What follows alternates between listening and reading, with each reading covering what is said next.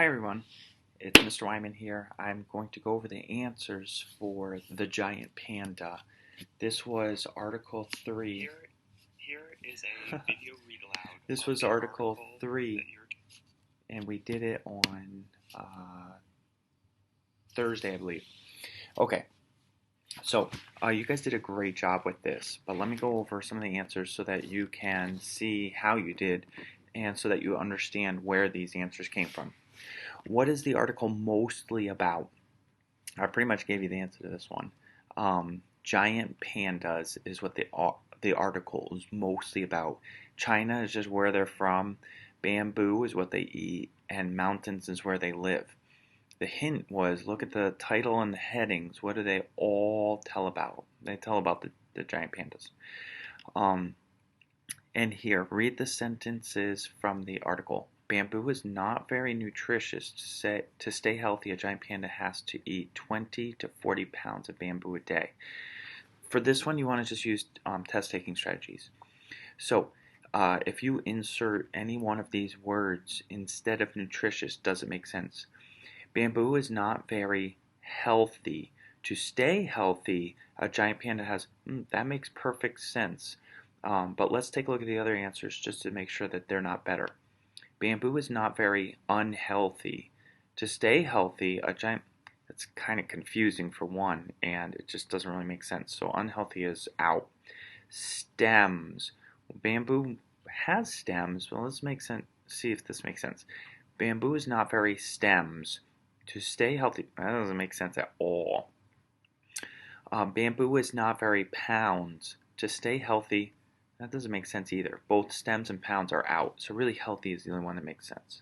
The hint said, think about how the article uses the word nutritious and how you use it to make a real-life connection. Okay, so the answer for the first one was giant pandas, second one was healthy. Question number 3.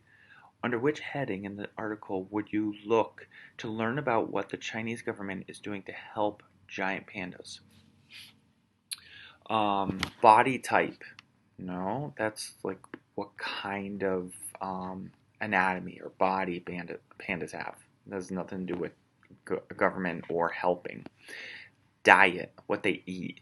No. Habitat, where they live. None of these makes any sense at all. Saving pandas. Well, saving is synonymous with helping. So this one really is the best choice. So far, these answers have been pretty easy to come by. And here is the last section of this questionnaire, and it is a little bit on the tricky side. The correct answer is cause and effect, and the answer in part 2 that points to the fact that cause and effect is the correct answer is this one. B. The sentences explain how people's actions have affected pandas. In the actual article, it says people now use much of the land on which pandas once lived. That's the problem. People live and work in the valleys between mountains. That affects the panda's habitat because that's where they need to get to go in between the mountains, right? This stops the pandas from moving from one mountain to another to find the bamboo that grows there. That's the effect. The cause were the people, and the effect is that they can't do what they usually do. Many pandas cannot find the food they need. Problem. Okay, so it's cause and effect. I want to point out that sequence is if some people chose sequence, that would be a good choice if this whole section was all about like this, then this, then this. If it said, after that, do this, it's more of an instructional, this is what needs to happen type of thing. There's an element of that, but not the whole section. Sequence, there's a section down here that points to sequence, and it is the sentences list the order of events people follow to label an animal as endangered.